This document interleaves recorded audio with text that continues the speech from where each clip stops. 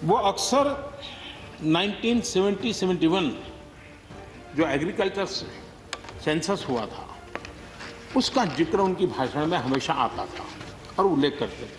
अपनी छोटी सी जमीन पर इनकी गुजर ईमानदारी से उसमें हो नहीं सकती। ये चौधरी चरण सिंह जी का कोट है। छोटे किसानों की दयनीय स्थिति चौधरी चरण सिंह जी के लिए बहुत ही हमेशा पीड़ा देती थी और हमेशा उसकी चिंता करते थे। किसान आंदोलन के बीच राष्ट्रपति के अभिभाषण पर राज्यसभा में सोमवार को सदन के सदस्यों को संबोधित करते हुए प्रधानमंत्री नरेंद्र मोदी ने खेती की जमीनी समस्या और उसकी जड़ पर चर्चा करते हुए चौधरी चरण सिंह जी का जिक्र किया। उन्होंने कहा कि छोटे किसानों की दयनीय स्थिति को देखकर चौधरी चरण सिंह जी को बेहद दुख पहुंचता था। वो हमेशा से ही किसानों के बारे में ही सोचते थे। लेकिन क्या आप जानते हैं किसानों की बातों को कागजों और पॉलिसी से उठाकर राजनीति में बदलने वाले चौधरी चरण सिंह हैं कौन? उन्हें किसानों का मसीहा क्यों कहा जाता है? और सबसे अहम सवाल, आखिर क्यों पीएम नरेंद्र मोदी को 75 दिन से चल रहे किसान आंदोलन के बीच चौधरी चरण सिंह जी की याद इस समय आई है? दरअसल चौधरी चरण सिंह राजनीति में आने से पहले वकालत करना चाहते थे। 1928 में गाजियाबाद में उन्होंने बाकायदा वकालत भी शुरू की। उसी वक्त उन्होंने अपने समाज के लोगों की समस्याओं को काफी करीब से देखा और फिर वकालत छोड़ राजनीति में आ गए।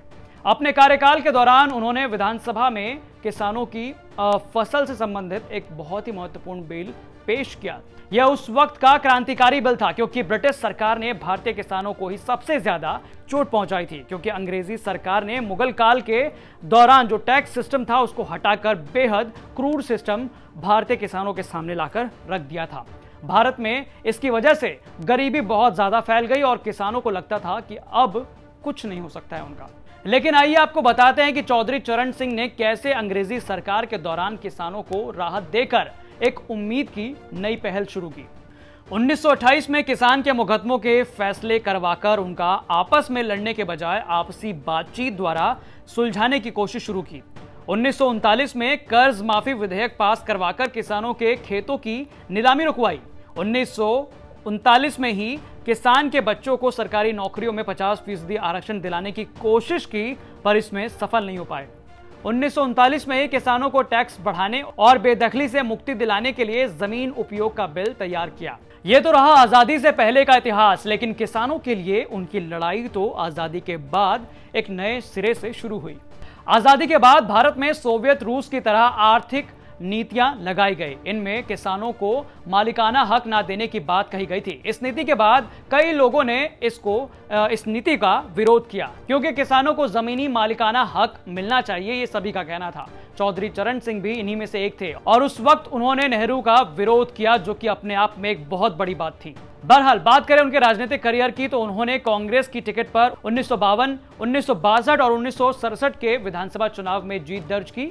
गोविंद वल्लभ पंत की सरकार में पॉली मिनिस्ट्री सेक्रेटरी रहे।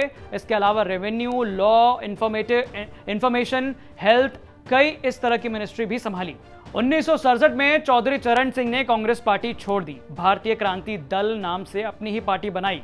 राम मनोहर लोहिया इनका साथ दे रहे थे, इनके ऊपर हाथ था उनका। चुनाव हुए, उत्तर प्रदेश में पहली बार गैर कांग्रेसी सरकार बनी और 1967 और 1970 में चौधरी चरण सिंह बाकायदा उत्तर प्रदेश के मुख्यमंत्री रहे।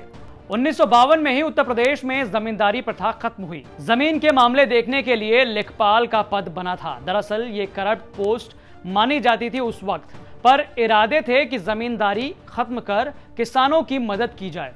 अपने मुख्यमंत्री काल में चौधरी चरण सिंह ने एक बहुत बड़ा फैसला लेते हुए खाद पर से सेल्स टैक्स हटा दिया।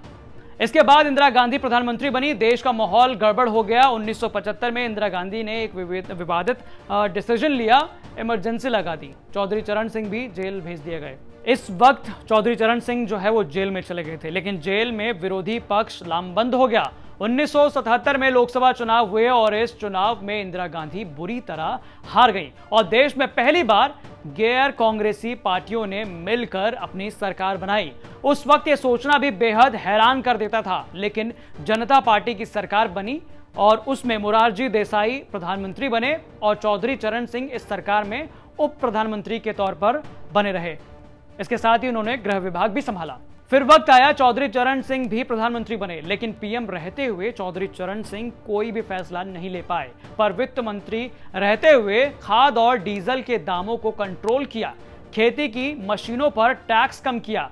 इसके अलावा नाबार्ड की स्थापना उसी वक्त हुई थी। किसान नेता रहते हुए चौधरी चरण सिंह को अंग्रेजी बखूबी आती थी। उन्होंने एबोलिशन ऑफ जमींदारी और India's poverty and it's solution किताबें भी लिखी। 29 मई 1987 में चौधरी चरण सिंह की मृत्यु हो गई। इसके बाद चौधरी चरण सिंह के बेटे अजीत सिंह ने राष्ट्रीय लोक दल पार्टी चलाया।